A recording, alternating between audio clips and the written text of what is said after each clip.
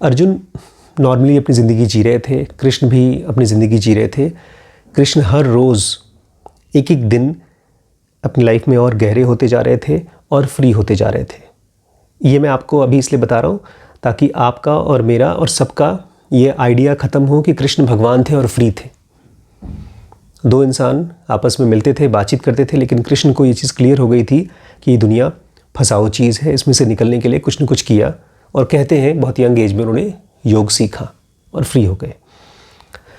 अर्जुन भी उनके साथ रहते थे, लेकिन उनका बहुत ज़्यादा उतना ज़्यादा रुझान नहीं था स्पिरिचुअलिटी के लिए या फ्री होने के लिए जितना कृष्ण का। और अब फंस गए, क्योंकि ये दुनिया दलदल की तरह है। दलदल में आज नहीं तो कल फंस जाएंगे।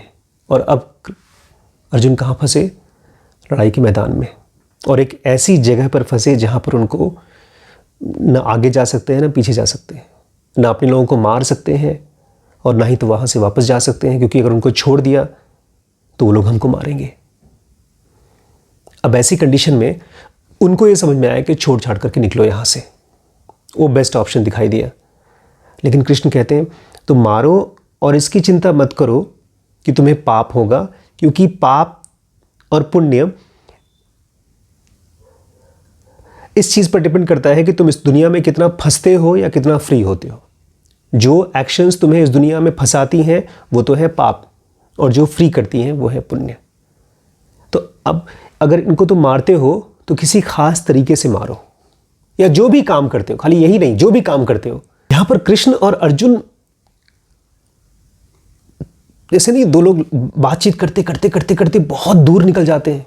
जैसे अगर हम दोनों कभी कभी वॉक करते करते घर से बाहर निकलते हैं और बहुत दूर निकल जाए, ऐसे ही कृष्ण और अर्जुन सचमुच में कोई स्पिरिचुअल बातचीत करने तो वहाँ बैठे थे नहीं। लेकिन जो डेप्थ कृष्ण की थी, अर्जुन ने गिव अप नहीं किया, उनके साथ चलते रहे चलते रहे चलते रहे। अर्जुन ने तो सचमुच में यही सोचा होगा कि चलो मैं कृष्ण को बोलूँगा भाई मैं जा रहा हूँ, मुझे लड़ाई नहीं करना, प्लीज़ जाने दीजिए, और कृष्ण मुझे जाने देंगे।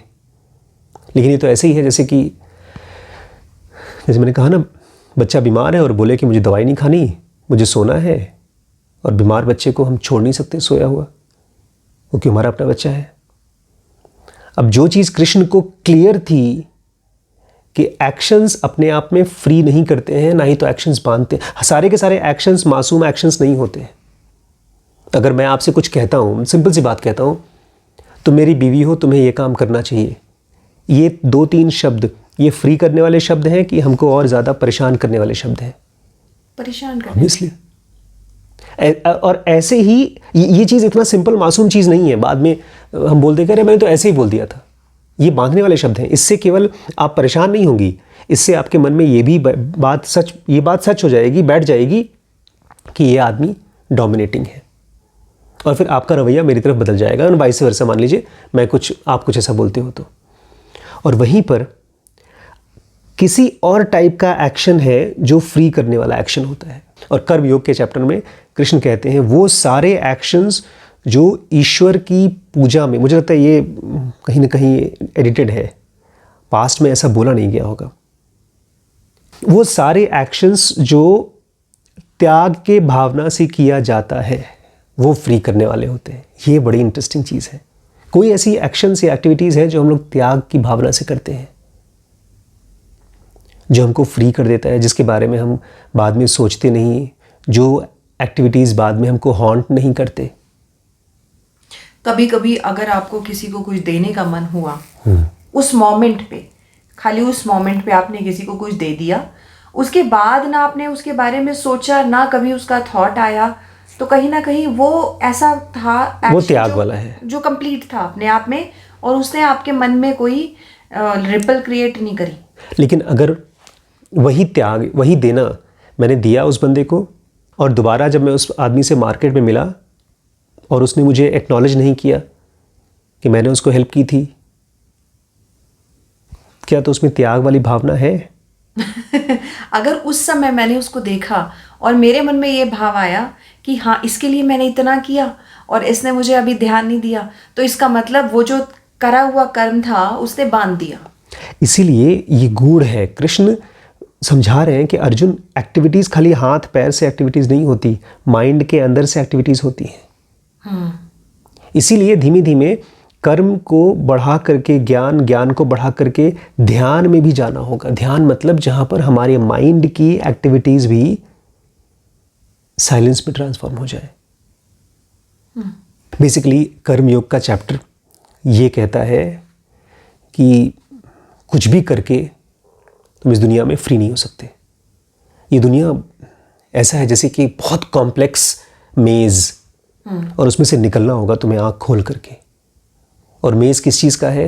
एक्टिविटीज़ का, और उसमें से निकल के आने वाले रिएक्शंस का, एक्शंस और रिएक्शंस का। यहाँ पर मुझे बहुत बार दिक्कत हो जाती थी कृष्ण की बातचीत से। कृष्ण बोलते थे, शुरुआत में मैंने सबको बनाया और सबको उनका काम दिया। अब मुझे लगता था, जब तक मैंने ज़नुगा नहीं आई थी मेरी लाइफ में, तब तक टाइम का कॉन्सेप्ट मेरे लिए बड़ा फिक्स था। और इसलिए कृष्ण यहाँ पर बैठे हैं, अर्जुन से बात कर रहे हैं और बोल रहे हैं मैंने शुरू में लोगों को बनाया, सबको बनाया। इस चीज़ को थोड़ा सा अपने आप को पहले कंफर्टेबल होना पड़ेगा कि कृष्ण अपनी फिजिकल बॉडी के बारे में बात नहीं कर रहे हैं। वो कोई और एंटिटी है, कोई ऐसी एंटिटी जो चीज़ें क्रिएट कर सकती है और डिसॉल्व कर सकती है और उनसे अलग रहती है, तभी तो क्रिएट कर सकती है। तो ये कहानी को आगे तभी बढ़ेगा जब इस बात से हम लोग कंफर्टेबल हो जाए कि कृष्ण केवल फिजिकल बॉडी नहीं है, कुछ और भी है। ये प्रॉब्लम कृष्ण मूर्ति के साथ नहीं आती क्योंकि वो तो फिजिकल बॉडी थे और सिंपल सी बातें करते थे। कभी कभी मुझे क्वेश्चन भी उठता था कि कृष्ण और कृष्ण मूर्ति दोनों एक ही थे कि अलग अलग थे? आपको क्या लगता है? अभी भी एक बंदे ने कमेंट किया है, दिखाऊं तुम्हें? उसने कमेंट किया है, यही वही प्रॉब्लम है जो बता रहा हूं आपको मैं। ये मैडम लिख रही हैं, are you thinking you are better than Shri Krishna? आप ऐसे कृष्ण कृष्ण क्यों बोल रहे हैं? आपको क्या लगता है आप कृष्ण भगवान से ज़्यादा समझदार, ज़्यादा बेटर हैं? और वही मैडम लिख रही हैं, आर यू एंटी हिंदू और एंटी सनातन धर्म? क्या आप हिंदू के खिलाफ बात कर रहे हैं क्या? प्लीज़ रिस्पेक्ट श्री कृष्ण, श्री कृष्ण को रिस्पेक्ट करिए। तो मैंने उनको प्यार से जवाब लिखा है, let us respect ourselves. पहले हम लोग एक दूसरे की रिस्पेक्ट करना सीख लें, then we will be respectful to others, और तब हम दूसरों की रिस्पेक्ट कर पाएंगे। Respecting humans is more important than imaginations. और किसी इंसान की रिस्पेक्ट करना वो ज़्यादा इंपॉर्टेंट है बजाय किसी इमेजिनेशन की। ये प्रॉब्लम वहीं से आती है जहाँ पर आप किसी फिक्स्ड हड्डी वाले आदमी को, किसी मोर पंखे वाले आदमी को, किसी मुरली वाले आदमी को मानते हो कि उसी ने सब कुछ क्रिएट किया है। यहाँ से गायब हो गया सुपरमैन की तरह, वहाँ पर कुछ किया, फिर वहाँ से गायब होकर के यहाँ कुछ किया। ऐसा नहीं। जैसे सूरज है, उस सब पूरी दुनिया में हरियाली फैलाता है, ऐसे ही कोई ऐसी एंटिटी है जो इस फिजिकल वर्ल्ड की नहीं है बट फिर भी इस फिजिकल वर्ल्ड को क्रिएट करती है। कृष्ण उसी की बात कर रहे हैं, उसी को अपना सेल्फ कह रहे हैं, और उसी को कृष्णमूर्ति भी कहते थे कि प्योर अवेयरनेस वही होती है, इंटेलिजेंस वही होती है।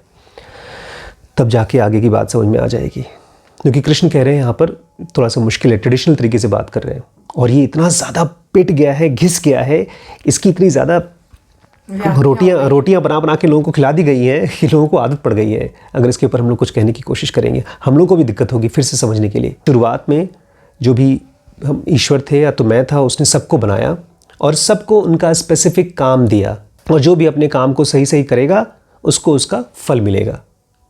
उन्होंने एग्जाम्पल दिया है कि जैसे कामधेनु गाय थी, मुझे लगता है उस टाइम पर ये बातें बहुत फेमस थी कि विश फुलफिलिंग काऊ थी कामधेनु, वो इच्छाएं पूरी कर देती थी। बोलते जैसे वो इच्छाएं पूरी करती है, अगर तुम भी अपना मेहनत से काम करते हो तो तुम्हारी जो इच्छा है वो पूरी हो जाएगी। और जब तुम अपने ड्यूटीज़ को करते हो तो तुम देवताओं को ऑनर करते हो। यहाँ पर मुझे लगता है देवता उन फोर्सेस को बोला गया है, नेचर के फोर्सेस को, जिनको आज हम रिस्पेक्ट नहीं करते। जैसे धरती है, हम धरती को एज अ देवी या देवता रिस्पेक्ट नहीं करते, उसको हम नुकसान पहुँचा रहे हैं। अभी है भी नेटफ्लिक्स में एक सीरीज़ है जिसमें हमारी अर्थ की पूरी जो न्यूट्रिशियस वैल्यू है वो ख़त्म हो गई है, बिकॉज बहुत गलत तरीके से हम लोग खेती कर रहे हैं, अननेचुरल तरीके से। और मुझे लगता है वो इसीलिए क्योंकि हम लोग नेचर को एज ह्यूमन बींग्स रिस्पेक्ट नहीं करते। हम तो ह्यूमंस को भी रिस्पेक्ट नहीं करते कायदे से, तो अब नेचर को क्या करेंगे। तो ये कहते हैं अगर अपनी ड्यूटीज़ को तुम कायदे से करो, त्याग की भावना से करो, तो तुम रिस्पेक्ट कर रहे हो देवी देवता को, मतलब नेचर की फोर्सेस को, और वाइस वर्सा फिर नेचर भी तुम्हें ग्रेशियसली रिस्पॉन्ड करेगा, तुम्हें वो सब देगा जो तुम चाहते हो। एक आदमी प्यार से खेती करता है, प्यार से अपने जानवर को रखता है, तो जानवर भी उसको उसको प्यार देता है, और जो भी जानवर दे सकता है वो देता है, या नेचर जो दे सकता है वो देता है। और इसी तरह से एक दूसरे को देते देते लेते हाईएस्ट तक पहुंच जाता है आदमी, फ्री हो जाता है। लेकिन अब आती है बात हमारे ज़माने की। लेकिन जो भी आदमी देवाज, यहाँ देवाज लिखा है बट हम लोग उसको मानेंगे नेचर के फोर्सेस, वो नेचर की फोर्सेस का मज़ा तो ले रहा है लेकिन थैंक्स नहीं दे रहा है नेचर का, तब वो चोर है। यहाँ पर भी बहुत ज़्यादा यूज़ किया गया है, गलत यूज़ किया गया है इन टीचिंग्स को। जहाँ कहीं पर बलि प्रथा चली है या किसी भी इंसान को देवी देवता के नाम पर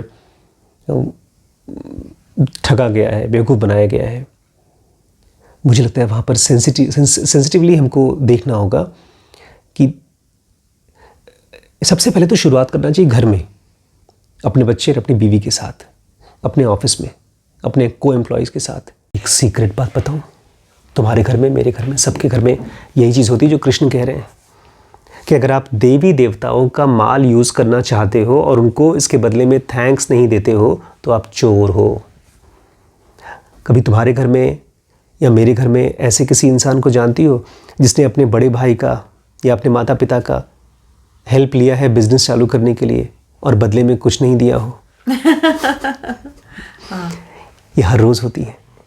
तो अगर इसी चीज़ में हम इसको देख लें तो फिर बाहर नेचर के साथ तो कभी मिस करेंगे ही नहीं।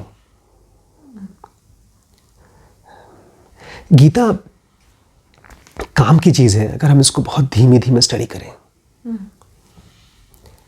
इसको सबसे खतरनाक चीज़ तो ये है कि लोग पता है गीता क्यों पढ़ते, कैसे पढ़ते हैं? हनुमान चालीसा की तरह। अभी भी इंटरनेट पर जो व्यूज़ हैं, hundreds and millions of views है गीता की, चलाकर छोड़ देते हैं। कृष्ण बेचारे अपना वो चल रहे हैं, श्लोक चल रहे हैं, किसी को कुछ मतलब ही नहीं, जैसे गाना चल रहा है, आरती चल रही है। ये तो मैथमेटिक्स के फॉर्मूलाज हैं ताकि हम फ्री हो सकें। नहीं तो ठीक है, मज़े करो, फंसे रहो दुनिया में, मज़े करो। आप यहाँ हमारे साथ बैठी, थैंक यू दोस्तों। आप लोगों ने हमको झेला, उसके लिए बहुत बहुत धन्यवाद।